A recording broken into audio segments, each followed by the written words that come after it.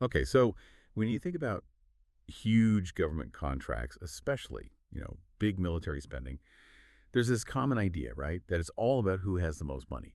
The richest companies, the ones with the army of lobbyists, they just win. It's that classic lobbying is for winners view. But what if that's actually backwards? What if, for these massive, really high stakes deals, the companies lobbying the hardest are, well, maybe the ones in a weaker spot strategically?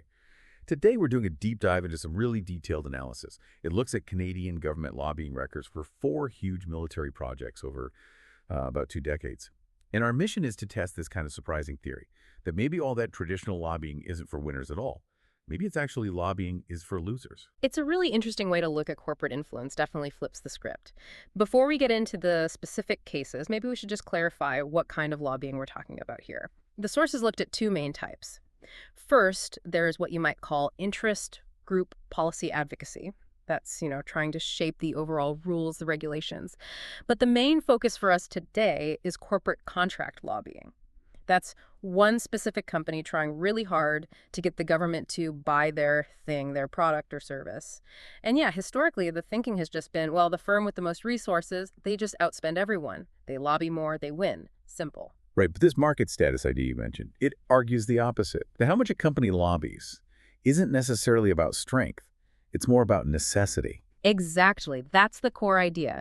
If a company already has what the research calls an insider advantage, maybe because they have unique technology or essential intellectual property, or maybe just a capability the government absolutely needs, well, then they don't need to lobby like crazy. They're kind of the default choice already. They might have some contact, sure, but very little self-initiated lobbying. It's the other firms, the ones without that built-in edge, the, let's say, weaker bidders trying to overcome those advantages. They're the ones who have to push really hard, lobby extensively, just to get noticed. Okay, that makes sense. Let's see how this plays out in the real world then. Yeah. Let's unpack it with the first couple of case studies. Both of these involve really complex, cutting-edge weapon systems where Yeah. it seems one foreign company had a major technological lead. First up, the F-35 fighter jets, the replacement for Canada's old CF-18s. Yeah, the F-35 is a perfect example of this technological dominance idea. Canada got involved very early on. They joined the U.S.-led development program as a Tier 3 partner. That means Canada put money in, helped shape things a bit, which basically embedded Lockheed Martin, the maker, right into the Canadian defense scene from the get-go. And the path to buying them was messy. It was initially sole-sourced, then that got canceled after a lot of political heat and cost worries. Then they ran a new competition, and, well, the F-35 won again in 2023. So a long, complicated history there, which gives us a lot of lobbying data to look at. About 356 registrations related to the program in total.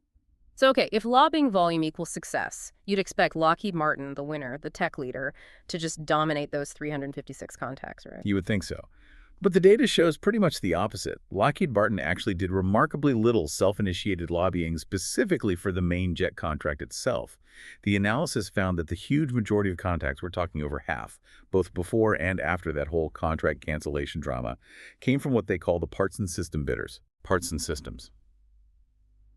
So like the companies making the engines or the electronics. Exactly. Companies like Pratt& Whitney for the engines, Raytheon doing avionics, others like Magellan Aerospace here in Canada, they're fighting it out in a much more competitive space, a sub-market where lots of firms could potentially supply similar bits and pieces.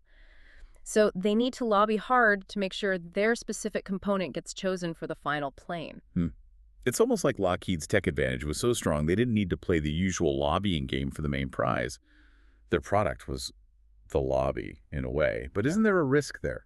If you don't engage politically, don't you risk looking, I don't know, arrogant or complacent? Well, that's the strategic calculation, isn't it? When you have that Right. kind of technological monopoly, the government often comes to you. You don't necessarily have to convince officials your product is the best.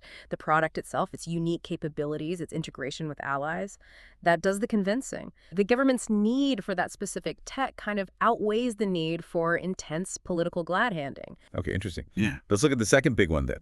The Canadian Surface Combatants, the CSC, new warships. This is like the single biggest government purchase ever in Canada. Estimated $80 billion Canadian, probably more now, replacing the Navy's frigates.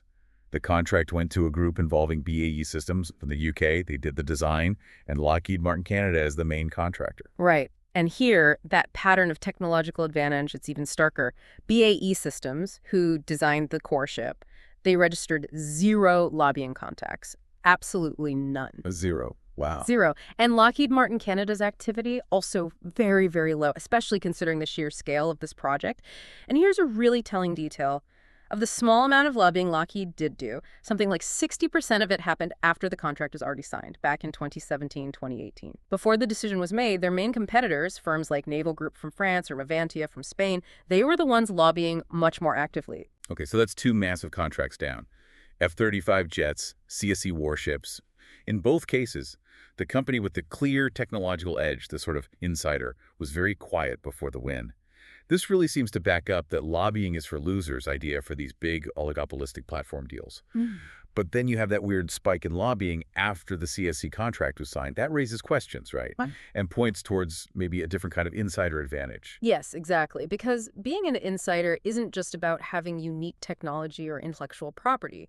Particularly in Canada, government policy itself can create advantages. Things like mandatory locational requirements, Build in Canada rules, or what they call industrial offsets. These create contract-based advantages. Could you quickly explain industrial offsets for listeners? It sounds a bit like jargon. Sure. Basically, it's a rule where if a foreign company wins a big contract, they have to promise, contractually, to spend a large chunk of that money, often 100% of the contract value, back inside Canada. They have to subcontract to Canadian firms, invest in Canadian facilities, that sort of thing. It effectively locks in certain Canadian locations and companies, creating a kind of localized monopoly, even if the core technology isn't unique to them.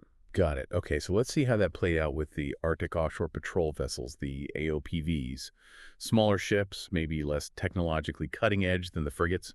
Here, Irving Shipbuilding had a huge advantage because of the national shipbuilding strategy, right?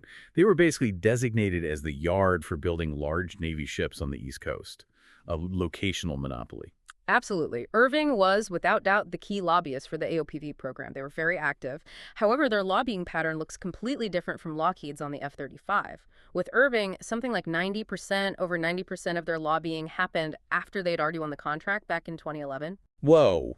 Okay, that is a huge contrast. F-35 winner, tech monopoly, barely lobbies beforehand. Irving, locational monopolies, lobbies nonstop after winning. Why? Why the difference? If I've already got the contract, why keep lobbying so hard? Seems like they'd already won. This is one of the really crucial, nuanced findings from the analysis. The sources suggest that a technological advantage, like the unique F-35 design or its deep integration with allies, is actually quite hard for political winds to shift. It's inherently sticky secure. But a locational advantage, that's created and maintained by government policy. It depends on continued political support, and it's very visible, very public.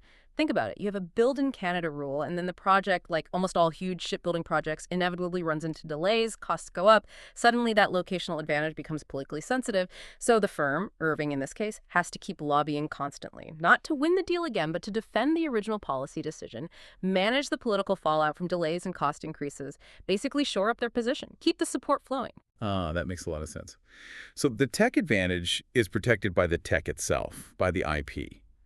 But the locational advantage is protected by politics, which means you need constant political maintenance. Precisely. Okay, one more case. The search and rescue aircraft, SAR. This was replacing the old fixed-wing planes. This one sounds like it was much more of a straight-up competition. It was definitely the most competitive of the four. Lots of companies bidding against each other. Airbus eventually won. But even here, in the most competitive scenario, the pattern for the main platform winner kind of holds.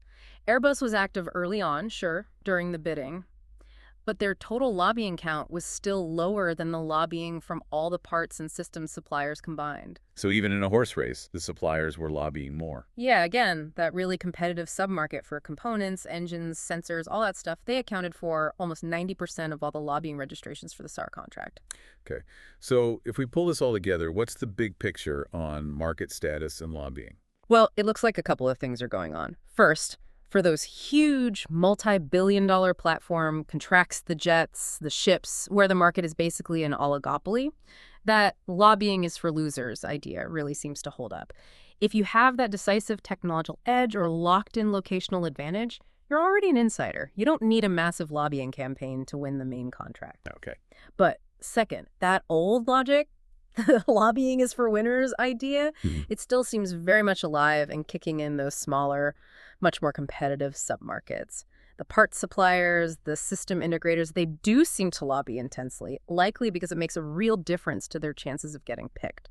So it depends on which market you're looking at, the main platform or the supply chain. Exactly. But there's still that piece we touched on, the post-contract lobbying. That seems like a whole other dimension. It really is. I think that was maybe the most surprising finding, and it has potentially huge implications, maybe even beyond defense. Just the sheer amount and timing of lobbying that happens after the contract is signed. We saw it clearly with the CSC frigates and the AOPV patrol ships. The lobbying didn't stop when they won. In some ways, it almost seemed to accelerate. Right. Normally, when we talk about lobbying, we think the goal is influencing the decision who gets the contract. But you're saying for these incredibly complex, decades-long projects, maybe the real political maneuvering only starts after the ink is dry. What are they lobbying for then? Damage control? More money? It seems to be about managing the contract itself, managing scope, managing changes, and crucially, managing the money. These are incredibly complicated systems. They take years, decades even to fully deliver. There are always follow-up engineering tasks, design tweaks, integration challenges, and critically, the analysis shows this intense post-contract lobbying often happen right alongside major budget increases and significant delays. Remember the CSC cost jumping way up from that initial $80 billion figure? Yeah. So are you suggesting could a company maybe bid low to win, knowing the project is politically essential and maybe geographically locked in, and then once they have the contract, they use lobbying to manage the inevitable cost increases and delays, essentially getting better terms later on? That's certainly one of the strong implications emerging from the data. The lobbying seems to shift focus. It goes from trying to win the initial competition to trying to influence how costs and delays are managed, how scope changes are handled, and ultimately how to secure ongoing political and financial support even as the price tag goes up. Especially for those firms with that secure, politically backed locational monopoly, it might be a way to, well, manage the public and political narrative around those escalating costs. Okay, so to bring this all back for you, the listener, the big takeaway here is maybe you need to stop assuming the company shouting loudest, the one with the biggest lobbying spend up front, is always going to win the huge government deals. Instead, this research suggests you need to look deeper at the company's actual market position. Do they have a truly unique, hard-to-replicate technology, like the F-35 makers seem to? Or do they have a powerful government-backed locational lock like Irving had with the shipbuilding strategy? If they have one of those insider advantages, they might not need to fight a big public lobbying battle to win the main prize, that intense lobbying.